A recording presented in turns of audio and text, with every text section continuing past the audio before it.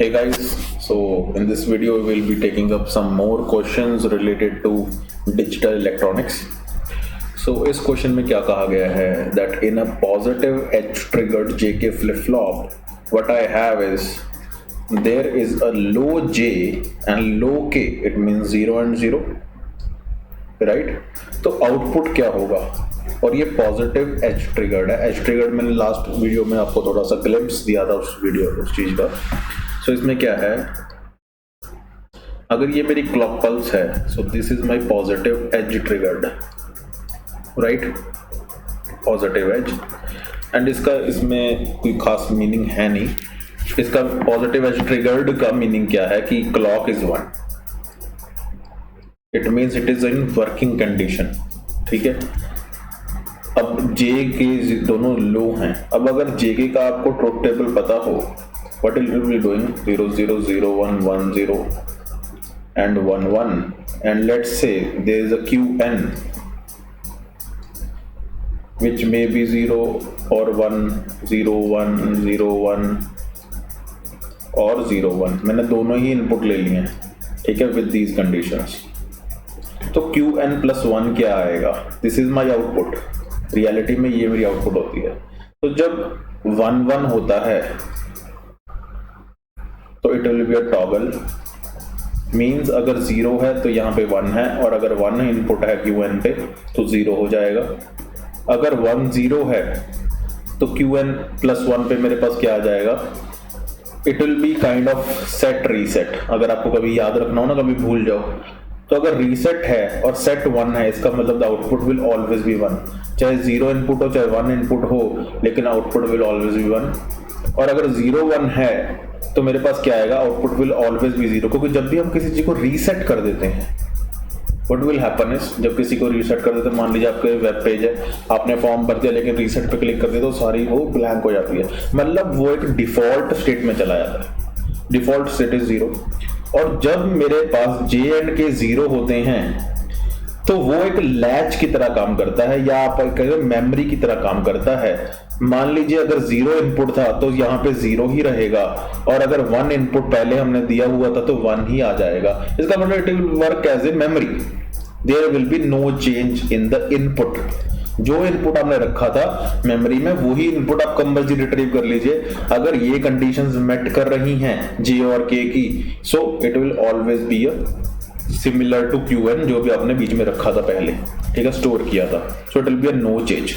तो अगर high state करेंगे कि 1 आ जाएगा जी, पर जब 0 अगर रखा होगा qn में तो क्या होगा? तो 0 ही आना चाहिए, तो ये गलत हो गया.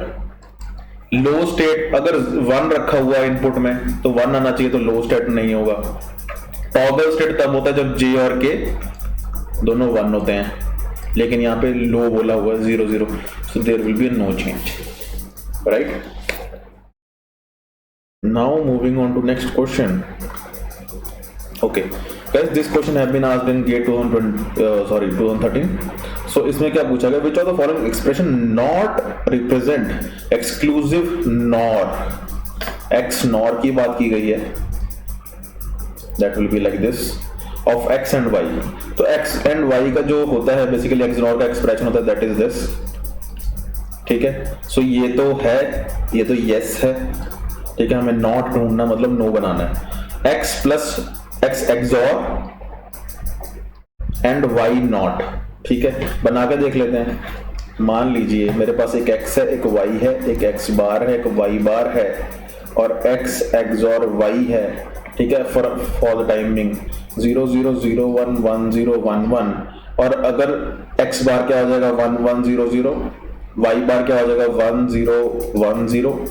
और x XOR y क्या हो जाएगा? 0 1 1 0.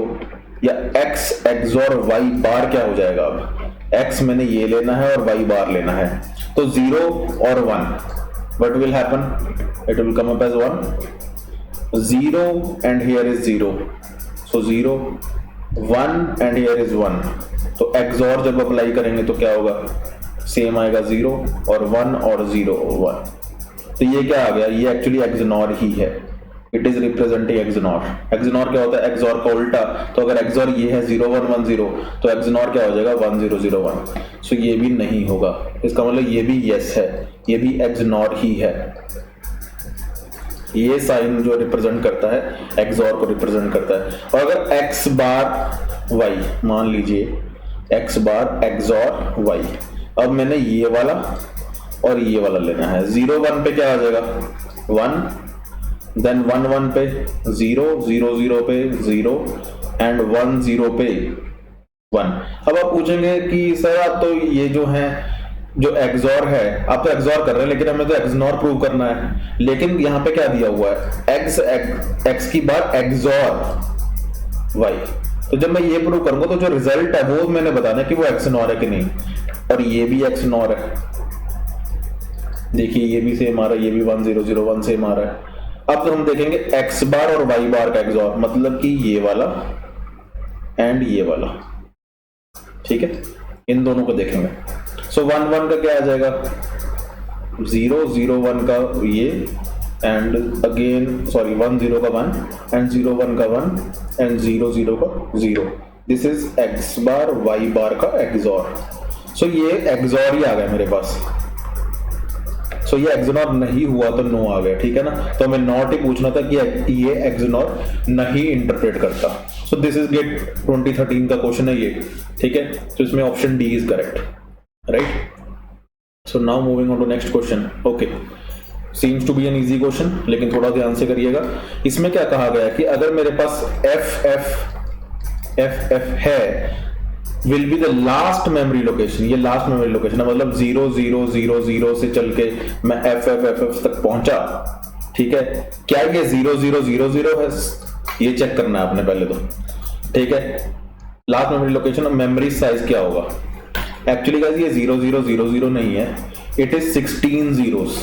Why I'm saying so? जो F है वो हेक्साडेसिमल को रिप्रेजेंट करता है और 15 को रिप्रेजेंट करता है एक्चुअली में। तो 15 कैसे बनता है अगर 8 4 2 1 मेथड लगाएं तो 8 4 2 1, this is called as F।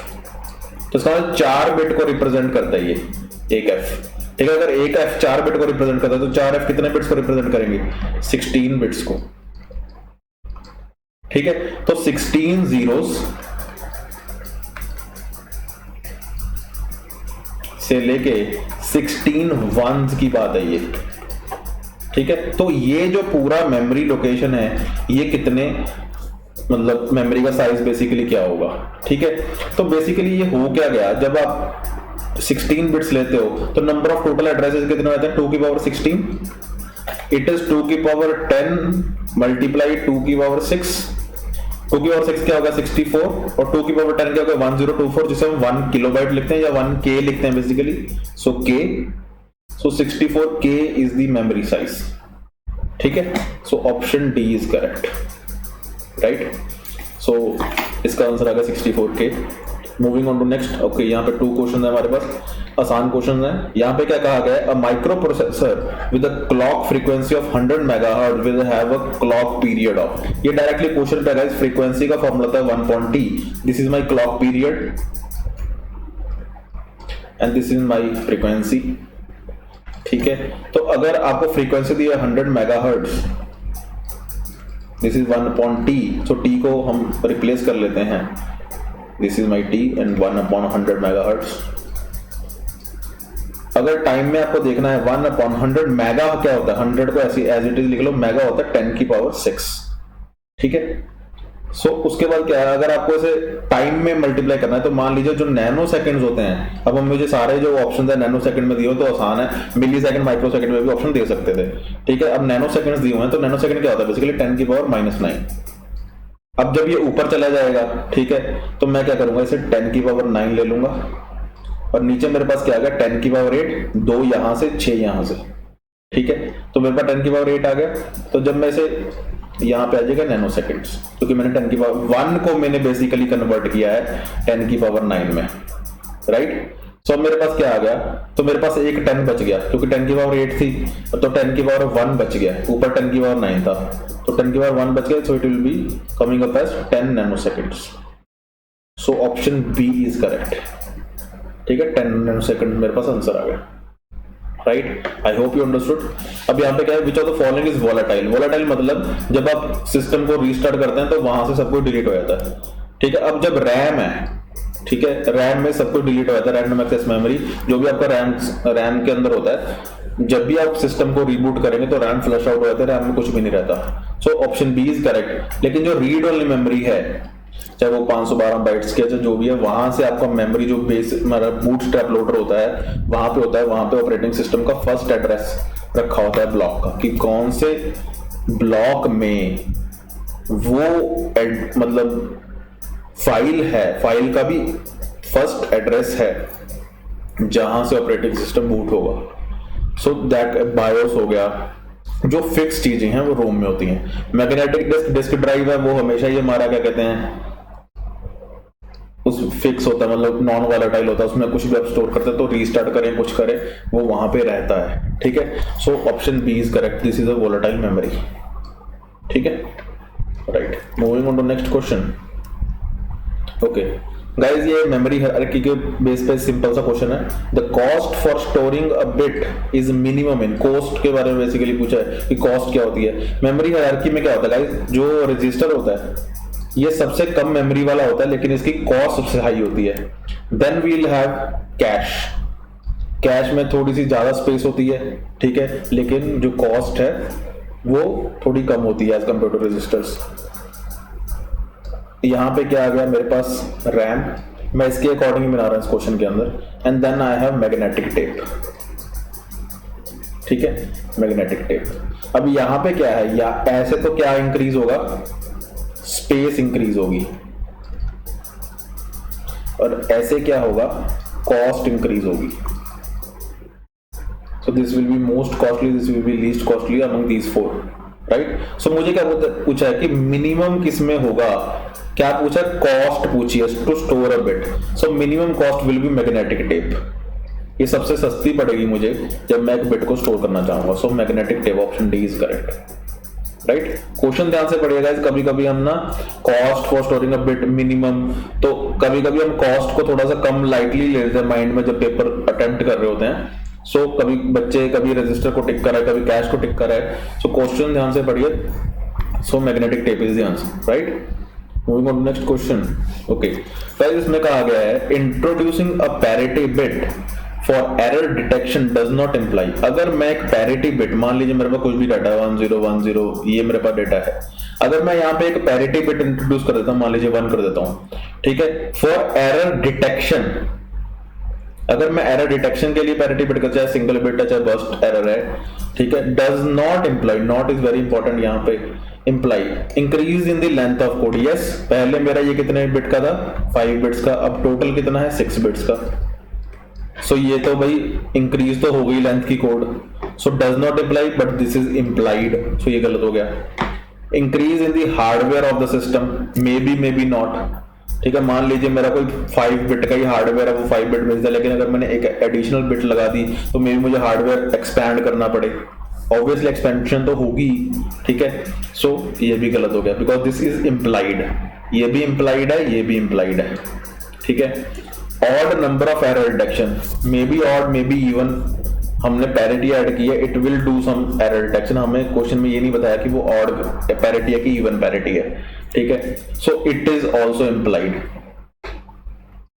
लेकिन ऑटोमेटिकली एरर करेक्शन, अगर आप पैरिटी ऐड कर देते तो करेक्शन तो नहीं होती ना एरर की, ये डाटा तो नहीं करेक्ट हो जाएगा रिसीवर साइड पे जाके। It will just for detection, not for correction. Correction के लिए हम अलग मेथड लगाते हैं, ठीक है। So option C is wrong, this is not implied. So option C will be our answer, ठीक है, विच डज नॉट इम्प्लाई पूछा था question, right. Moving on next question. Okay guys, इस क्वेश्चन में क्या पूछा है, a flip flop circuit can be used for. Basically इस क्वेश्चन का एक बेस ये है कि फ्लिप फ्लॉप यूज ही क्यों किया जाता है, ठीक है। गाइस, जो फ्लिप फ्लॉप होता है ना, 2 तरीके से यूज किया जाता है। अगर आप फ्लिप फ्लॉप याद करें तो सिक्वेंशियल सर्किट्स में हम यूज करते हैं फॉर व्हाट, एक तो मेमोरी के लिए और दूसरा फ्लिप फ्लॉप यूज होता है काउंटर बनाने के लिए, ठीक है। तो एक्चुअली जो कंप्यूटर है ना, उसे हर इंस्ट्रक्शन पे बताना पड़ता है कि नंबर ऑफ इंस्ट्रक्शन कितने हैं, कौन से इंस्ट्रक्शन पे जाना है, करंटली हमने कितनी प्रोसेसिंग कर ली, increment decrement, whatsoever the cases. So counter is necessary, तो फ्लिप फ्लॉप काउंटिंग करता है। और यहाँ पे दूसरा ऑप्शन है स्केलिंग। Scaling of what? तो flip flop is used for scaling of memory. मान लीजिए आपने मेमोरी एक्सपैंड करनी है, ठीक है, मान लीजिए रैम एक्सपैंड करनी है, 1 टेराबाइट की, आपके 1 GB की मेमोरी है, आपने 2 GB करनी है, तो आप क्या करेंगे? You will double the number of flip flops. Hypothetically I'm speaking, you will double the number of flip flops if you want to double the size of the memory. So you are scaling the memory, down scaling, up scaling, that depends upon you, ठीक है। So ये भी use हो सकता है। अब rectification, अब किसी चीज को ठीक करना है, flip flop can't be used in that, ठीक है। डीमॉड्यूलेशन, मॉड्यूलेशन, डीमॉड्यूलेशन जो मॉडर्न में होता है, नो, यहाँ पे फ्लिप फ्लॉप्स नहीं यूज होते, ठीक है। So option A and B are correct, ठीक है। Counting and scaling, scaling of what? Memory, whether up scaling और down scaling. Counting obviously counters में फ्लिप फ्लॉप्स यूज होते हैं। So option A and B both are correct, right. So thank you so much guys.